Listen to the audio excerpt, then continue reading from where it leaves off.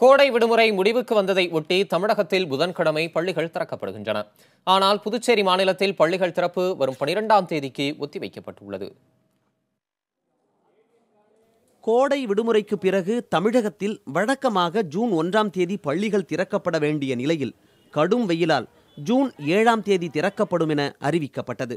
அதன்படி பள்ளிகள் திறந்ததும் மாணவர்களுக்கு வழங்க வேண்டிய இலவச பேருந்து பயண அட்டை, சீருடை, காலணி, புத்தகப்பை உள்ளிட்டவற்றை தாமதமின்றி ஒரு வாரத்துக்குள் விநியோகிக்க அரசு உத்தரவிட்டுள்ளது.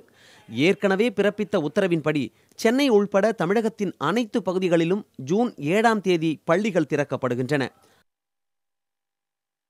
ஏற்கனவே அறிவித்தபடி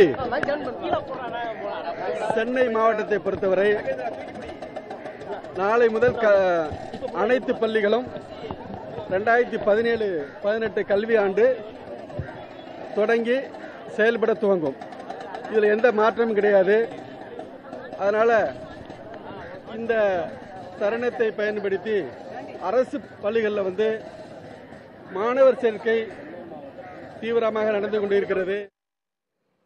புதுச்சேரியில் பள்ளிகள் திறப்பு தாமதமாகிறது. கோடை வெயிலின் தாக்கம் தொடர்வதையொட்டி பள்ளி திறப்பை ஒத்திவைக்க வேண்டுமென சட்டப்பேரவையில் எம்எல்ஏக்கள் தொடர்ந்து வலியுறுத்தியதை ஒட்டி பள்ளி திறப்பை ஜூன் 12ஆம் தேதிக்கு ஒத்திவைப்பதாக அமைச்சர் கமலக்கண்ணன் அறிவித்தார்.